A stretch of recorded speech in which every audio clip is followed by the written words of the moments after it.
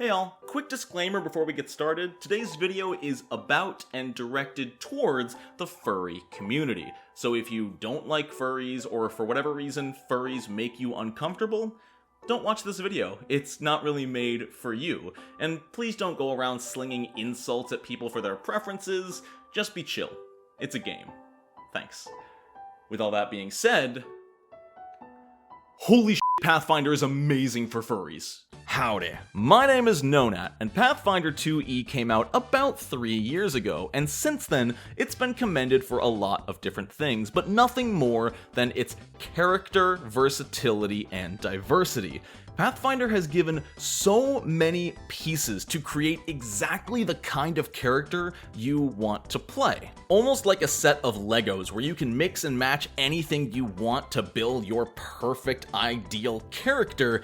Pathfinder 2e has given you this diverse set of pieces to assemble in whatever order you want. And holy cow, has Paizo given so many pieces that the furry community can use to make their OCs. And I'm not just talking dog people and cat people. No. We're going so much farther than that. So far that I am confident to argue that in Pathfinder 2nd Edition, you could make any furry OC you can imagine, so long as it's based on an animal. Which, like, are there non-animal furries? That's kind of in the name, right?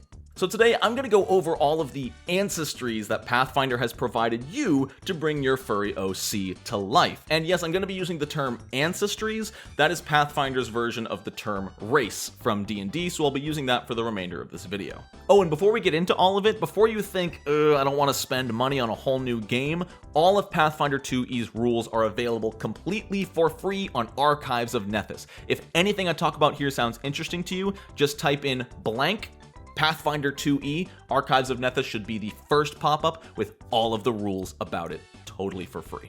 Also, this video was low-key inspired by the furry community popping off on my tweet the other day, just like, holy cow, that shot up to my most liked tweet of all time, and a ton of it was the furry community, so shout out to y'all, thank you for that. Kitsune are classic fox folk. They've taken heavy inspiration from the Eastern mythology around the kitsune, and they can enjoy both a human form and a fox form. By default, however, they are in what's called their hybrid form, which is the humanoid-looking fox with a single tail. However, they can get more tails as they get more powerful. Kitsune are playfully deceptive and magically inclined, and yes, they can shoot sparks of fire out of their tails. Catfolk in Pathfinder are curious individuals with a strangely consistent amount of luck around them. However, whether this is good luck or bad luck depends on the catfolk and depends on your choices as a player, because they have feat support behind either giving themselves better luck or giving their enemies bad luck. They're honestly really well-rounded individuals with feat support for stealth and climbing and even fey magics. Plus, I think this nerdy catfolk with a book and glasses is super cute. These are not the gnolls you know. These gnolls are not mindless, drooling carnivores murdering and eating everything in their path. Gnolls in Pathfinder are a proud, tribal people with an emphasis on honoring the dead. Paizo has honestly done an amazing job recontextualizing the gnolls without completely rewriting them. Sure, the gnolls may be wearing the bones of their enemies, but they do it out of respect for them, not out of intimidation or pure carnage. And you can even play as an ant gnoll who is small in size and has big doofy ears, and they're adorable. Goblins. Okay, goblins technically aren't furries, but they have their own subculture on the internet, and I respect them, damn it. Pathfinder goblins are a redesign of an old classic. Now they've got wide red eyes, wide mouths filled with razor-sharp teeth, and the loudest personalities you can imagine. Goblins are a blast. They've put a lot of emphasis on the power of personality in the goblin, so like while their songs might not be appealing to everyone's ears, there's no doubt that they're effective. They're also shockingly durable. Like, there's a heritage called Unbreakable Goblin, and then there's a feat for that heritage called Unbreakable Goblin. Scalies rejoice because kobolds in Pathfinder 2e are so diverse and varied compared to the standard trash mob we've come to know them as. They still retain their draconic connection, and the color of their scales are still related to the dragon they descended from, but there's so much more to their personality. A lot of kobolds still come off as subservient, but a lot of the times this is just a crafty ruse. Kobolds will pretend to worship something until it is no longer useful to them and can easily just flee, run away, or even set up traps to keep themselves safe. They get tons of feat support for those traps, for their ability to hide. You can literally get a feat that lets you hide behind your ally. And they can also work their way up to things like Dragon's Breath and Wings for flight. Kobolds are awesome, and they come in every color of the rainbow. And by rainbow, I mean dragon. Also at level 1, they get a feat called Cringe. What's not to love? Ratfolk, also known as Ysoki, are super adorable, and not just because they're small and cuddly and cute and squishable and rather because of their culture behind them. Ysoki are the most wholesome ancestry I've ever read. Just like the Fast and the Furious, Ysoki are all about family. They grow up in houses filled to the brim with up to 100 ratfolk in one house, and they love it this way. They teach their young as they grow that friendship and cooperation is the way forward, and they do all of this in the face of discrimination they've faced in the past. It also mentions that they can smell a bigot a mile away, and I think that's hilarious. Alright, Scalies, we're back to you. Maybe you don't want to play a kobold. You don't want to play a frail, small-sized creature. No. You want to play a medium, muscle-bound lizard boy. Well, Paizo's got you covered. Now, normally, this is where I would talk about the lizard folk's culture or describe their physical characteristics, but instead, I'm just going to read out some of the names of their ancestry feats and let you infer what it's all about. Bone magic. Reptile rider. Flexible tail. Dangle. All jokes aside, lizard folk are rad spiritualists, and at high levels they can perform a 24-hour metamorphosis that permanently turns them into a large-sized lizard folk for the rest of their life, and I think that's so freaking cool. Don't you think we forgot about you, bird folk? I was gonna say featheries, but I don't think that's a term. Is that a term? Tengu are freaking sick.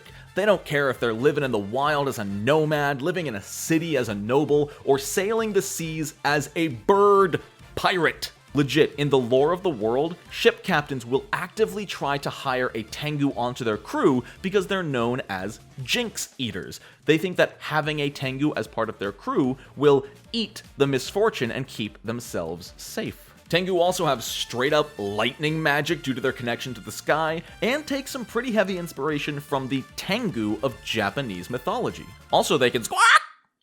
I didn't say it loud on accident or anything, there's an exclamation point in the feat.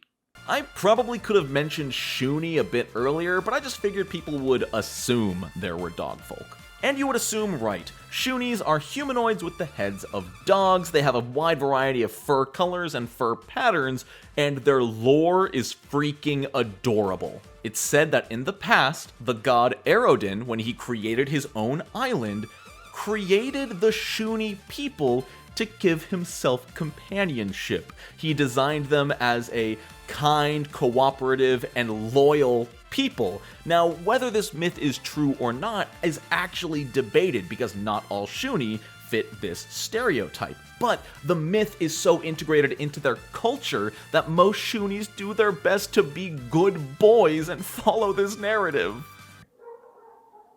Speaking of good boys, hello? Just be aware that technically, rules as written, all Shunis have the heads of pugs specifically. But if you flavor yours as a golden retriever, I won't tell.